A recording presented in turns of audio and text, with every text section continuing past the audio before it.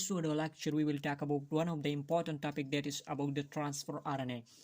Now, this transfer RNA is actually the intermediate link between the reading of codon on the messenger RNA and formation of amino acid chain for the protein. This intermediate link, it is provided by this transfer RNA. Now, this transfer RNA, it is very important. If you want to understand the protein synthesis, you should have a sound knowledge about the transfer RNA. So, in this lecture, we will try to clear your concept about the transfer RNA. So, let's get started the transfer RNA. Now, this transfer RNA, the other name is used for the transfer RNA, that it is called as soluble RNA, superadapted RNA, and supernatant RNA. These are the other terms used for the transfer RNA. Now, why the transfer RNA it is called as soluble RNA? Because it is soluble in 1 molar solution of the NaCl. So that's why it is called as soluble RNA. Now, this property allows it to remain in soluble state and easily available to its essential role in the protein synthesis. So that's why it is called as soluble RNA. Now, why it is called as adapted RNA? Transfer RNA, it is also called as adapted RNA because it carries the amino acid from the cytoplasm to the protein synthesis machinery, that is called as ribosome. So that's why it is called as adapted RNA. The third name, that is supernatant RNA. Because of this solubility nature at the transfer RNA, this is called as supernatant RNA. So this is about the names used for the transfer RNA. Now let's talk about the discovery of the transfer RNA. So transfer RNA was first of all discovered by a scientist, that is Robert Coley. This is about the discovery of the transfer RNA. Now we will define the transfer RNA, what the transfer RNA is. So it is actually the type of RNA that carry amino acid from the cytoplasm to the ribosome. So such type of RNA, this is called as transfer RNA because it's transferred the amino acid from the cytoplasm to the protein synthesis machinery, that is called as ribosome. So that's why it is called as transfer RNA, and this is the definition of the transfer RNA. Now let's we understand the synthesis, how the synthesis of the transfer RNA occur. So you can see here it's the structure of the DNA. DNA is actually double-stranded. So you can see here one of the strands go from the 5' end to and 3' end, while the other it's go from 3' to the 5' end. So this is the double-stranded. This is called as DNA. Now the formation, the all type of RNA, it is synthesized from the DNA through a simple process that is called as transcription. So through the process of transcription, all type of RNA is synthesized from the DNA. Now you can see here various enzyme that is responsible for a specific RNA synthesis, as we have 3 types of RNA: the transfer RNA, ribosomal RNA, and the messenger RNA. All these type of RNA, it is synthesized from the DNA through a common process that is called as transcription. Now here the enzyme that is responsible for its specific RNA synthesis, that is enzyme is called as RNA polymerase enzyme. Now we have 3 types of RNA polymerase enzyme on the basis of these RNA synthesis. Now, RNA polymerase enzyme that is responsible for the formation of the ribosomal RNA, while the RNA polymerase 2, it is responsible for the formation of the messenger RNA, while the RNA polymerase 3, it is responsible for the formation of the transfer RNA. So this is about the synthesis, how the transfer RNA is synthesized. Now let we understand some of the important characteristics of the transfer RNA. The first one, that it is made from the nucleotide. As we know that all types of the RNA, it's will made from the nucleotides. So it contains around about 70 to 90 nucleotides. It's present in the transfer RNA. 70 to 90 nucleotide that is present in the transfer RNA. Now the next point, that is about the number of RNA, transfer RNA that is found in a cell.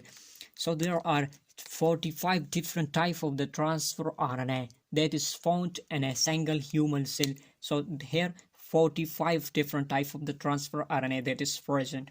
Now, as we know that we have a simple 4 types of the nitrogenous bases that is present and the RNAs. So these 4 types of the nitrogenous bases, that is adenine, cytosine, guanine, and uracil. But as to these four type of the nitrogenous bases, transfer RNA contains some additional or unusual nucleotide that is found in the transfer RNA. So you can see here a number of unusual nucleotides are found in the transfer RNA. These are some of the example are, you can see here, inosine, dihydroxyuranidine, and pseudouridine. So this is actually the modified, it is a modified adenine, while dihydroxyuridine it is a modified uracil, and pseudouridine it is actually modified uracil. So here the unusual nucleotide is present in the transfer RNA. So the last point regarding to the transfer RNA, that it is the smallest of all type of RNA. Among the ribosomal and messenger RNA, transfer RNA, it is the smallest of all these RNAs. Among these, it is the smallest RNA, that is transfer RNA, because it contains 70 to 90 nucleotide, and this is number is less, so that's why it is the smallest of all these RNA. Now let me understand the structure of the transfer RNA by Clover leaf model. This is one of the important model of the to explain the structure of the transfer RNA. This model is actually proposed by Hawley and his co-worker in 1965. The Clover leaf model, this explains the two-dimensional structure of the transfer RNA. The transfer RNA, it have a three-dimensional structure as well as the two-dimensional structure. The two-dimensional structure, it is explained by the Clover leaf model, which is proposed by Hawley and his co-worker. Now, this model is actually said that the structure of the transfer RNA is look like the leaf of the clover plant. So that's why he proposed the name for this model, Clover leaf model. Now this is the structure of the transfer RNA according to the Clover leaf model. Now you can see here the 5 region is present in the transfer RNA. The first one, that is amino acid acceptor arm. This is the first region of the transfer RNA. So you can see here this is an RNA is actually single stranded. You can see here it's go from 3' end, and this is the 5' end of the transfer RNA. So you can easily understand here the 3' end of the transfer RNA, it is a little bit above from the 3' end. So here the sequence is present, that is A, adenine, cytosine, cytosine. So this 3 nucleotide, it is present in this above region. Now this region, it is called as amino acid acceptor arm. Now what is the function of this amino acid acceptor region? So here the amino acid, it is attached, or it accepts the amino acid. So this is the first region of the transfer RNA. Now the second region, this is the T loop. So you can see here there are 3 loops is present in the structure of the transfer RNA. This is the T loop. The second one is anticodon loop. The third one, that is D loop. Now the first one that is associated are near to the 3' end, that is T loop. This loop we will understand each region in detail. Here we will simply understand what the point or what is the region that is present in the transfer RNA. This T loop, it is actually responsible for the attachment of the ribosome. So this is the T loop. Next, this is the region that is called as variable arm. Now this region, it is mainly responsible for the structure alignment as structure stability of the transfer RNA. This variable arm, it is responsible. Now the fourth one, that is anticodon loop. It have a sequence of 3 nucleotide that is called as anticodon. It will bond with the codon of the messenger RNA and will make bond with the codon of the messenger RNA. Now the last region of the transfer RNA, that is D loop. Now this D loop, it is responsible, or here the amino acid the enzyme is attached. So this is the 5 region that is present in the structure of the transfer RNA. Now let me discuss about each region in detail. Now the first region that is called as amino acid acceptor arm. As the name indicates that it is accept amino acids, so that's why it is called as amino acid acceptor arm. So it is provide the site where the amino acid attach in the 3-OH group of the CCA sequence. As we know that the structure of the transfer RNA sequence is present, that is CCA. Now the last nucleotide where the OH group is present, now through this OH group an amino acid is attached with the OH group of the nucleotide and will attach with this transfer RNA. So this is the first region, through which they are through amino acid is attached through this part of the transfer RNA. So this is the first region. Now the second one that is called as T-loop or T-Cy arm. So this is the another term, name is used for this second region, T-loop or T-Cy arm. Now you can see here the and basis that is present in the RNA. So here the some unusual nucleotide or basis is present here. Now through these bases and unusual bases, we will name this region of the transfer RNA.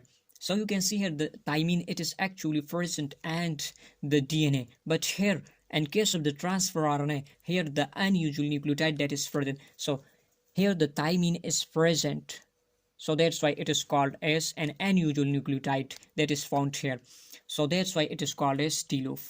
Here another unusual basis that is pseudo-uracil that is represented by psi. So cysteine, it is an other unusual basis is present here. So these are actually the modified bases that is found in this region. So on the basis of this unusual nucleotide, we will give the name of this region that is T-Cy. Now, what is the function of this arm? So it will provide a binding site for the ribosome. So transfer RNA, it is attached with the ribosome through this arm. Now the third region of the transfer RNA, that is anticodon loop or arm. Now this loop, it contains 7 base pairs. Among these 7, 3 is used to form the anticodon, which will use with the region of the codon of the messenger RNA. You can see here this is the structure of the messenger RNA. The one end, it is the 5' end of the messenger RNA, and this is the 3' end of the messenger RNA. So here the sequence of 3 nucleotide is present. This sequence of 3 nucleotide, this is called as codon. Now you can see here this is the structure of the transfer RNA. Here the anticodon loop, it contains 3 sequence of the nucleotide. Now here the sequence of 3 nucleotide is present, but also in the messenger RNA the sequence of 3 nucleotide is also present. Now in case of the transfer RNA, this sequence of the nucleotide, these 3 sequence of the nucleotide, this is called as anticodon. While the sequence of the 3 nucleotide that is found in the messenger RNA, this is called as codon. Now this codon and anticodon, it will form pairing, and this pairing is occurred during the translation and responsible for the protein synthesis. So you can see here it contains 7 base pairs, out of which 3 nucleotide form anticodon. You can see here GAG, it will form an anticodon which will form base pairing. You can see here the codon is present and the messenger RNA, and this anticodon and codon, it will form base pair with the complementary codon and the messenger RNA during translation. During the process of translation, protein synthesis from the messenger RNA. Here the pairing occur between the transfer RNA of the anticodon of the transfer RNA and codon of the messenger RNA. So this is the third region of this transfer RNA, that is anticodon loop or arm. Now the fourth region of the transfer RNA, that is variable arm. Now why it is called as variable arm? Because here the number of nucleotide, it is vary, so that's why it is called as variable arm. So normally it contains 3 to 21 nucleotide that is found in this region of the transfer RNA. Now what is the importance of this variable arm? So mainly it is responsible for the structure alignment structure to maintain the structure. So that for the stability of the structure, this variable arm, it is responsible. Now this is the structure of the transfer RNA. You can see here this region, this is called as variable arm, while this is T loop, anticodon loop, and D loop. So this is the variable arm. Now the last region of the transfer RNA, that is D loop. Now why it is called as D loop, and what is the function of this D loop?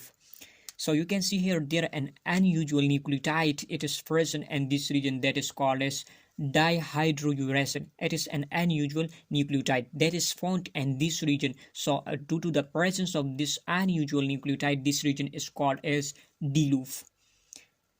Now this D loop, it is mainly located to the 5' end of the transfer RNA, while the T loop, it is mainly located near to the 3' of the transfer RNA. This D loop is mainly located to the 5' end of the transfer RNA. Now what is the function of this D loop? So it will provide a binding site for the attachment of an enzyme, and this enzyme that is called as amino acyl synthetase enzyme. So through this loop or this enzyme that is used for the attachment, or this loop it is used for the attachment with the enzyme that is amino acyl synthetase enzyme that is bound to this region of the transfer RNA. So finally, what is the importance of the transfer RNA? So transfer RNA function as a tofter molecule. Mean this transfer RNA, one of the function that is a tofter molecule, it acts as an tofter molecule. Now what is a tofter molecule? This molecule, this is act as a transfer because it carry the amino acid from the cytoplasm to the protein synthesis machinery, that is ribosome. So main function of the transfer RNA that it carry amino acid from the cytoplasm to the ribosome that is needed for the protein synthesis. So this is the main importance of the transfer RNA, that it carry the amino acid from the cytoplasm to the ribosome to form the protein. So this is the importance of the transfer RNA. So this is all about the transfer RNA. Thank you so much.